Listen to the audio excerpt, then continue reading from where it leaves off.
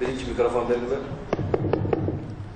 Урматтуу Мирлан Исакбекович, урматтуу мыйзамдын автору. Сиз айтып атпайсызбы, мыйзам жолу менен кетип баратабыз да. Эми бул мыйзамдын автору ким экенин жакшы билебиз да. Качан кайсы жерде капталдан чыгарганын жакшы билебиз да. Эми бирөөдүн чытап кеткен аялын боёнтуп, соёнтуп тойго ишип барат, но мен аялым десе, эл ишенеби? Эч ким ишенбейт да. Бул мыйзамга корутундур эми берип атат азыр. Бул кандай мыйзам? Басым менен кабыл алынган мыйзам, бул бачым кабыл алынган мыйзам, бул башынан моюнуна байлыгын иткеле окшош да. Эми биз бардык мыйзамды буздук. Коя туруңуз, мен 2 минутка сурадым. Какшып калган кадырыбызды кайтыш кылып кабырга салып атпайсызбы?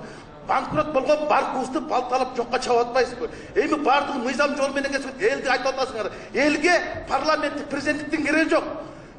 Мыйзам, баш мыйзам алмашкандан элдин жашоосу алмашпайт. Байманаттардын эле жашоосу алмашат. Байкуштардын жашоосу алмашпайт. Элге баш мыйзам алмашкандан 2 сомдо пайда көрбөйт. Эли та көрөт. Мына ушул жолго алып баратпайсыңарбы? Эми айтып атасыңар, бул заказной деп. Венециялык комиссия заказной бул. Венециялык комиссия азыркы 6 чакырышта айтты. Силердин мөөнөтүңөр да жок, дөөлөтүңөр да жок. Силер никтосуңар деди. Анда биз эмнечи Венециялык комиссиянын корпусун эске албайбыз? Эми ушунчалык эле шашабызбы? Биз бир эле жапырак сөздү укпайбызбы? Же экинчи жапыракта сөздү көрөбүзбү?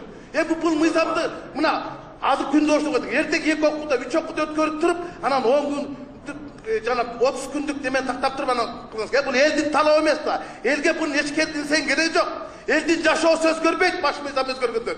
Байларды гана жашоосу өзгөрөт. Байкуштар ошомойдон калат. Элитанын кереги жок. Эл эмнени санап атат? Эл акыйкат бийлик. Ага парламенттикпи, президенттикпи, ак мышыкпы, кара мышыкпы чычкан алса болду дегенде элге адилет бийлик керек. Акылдуу парламент керек. Эси жок, меси жок, кайсысаны жазып отуруп, эчтеке кыла албай отурбайбы? Эмнечи баш мыйзамды азыр жазып атат, а биякта болсо башка реформасы тандай албай атабыз.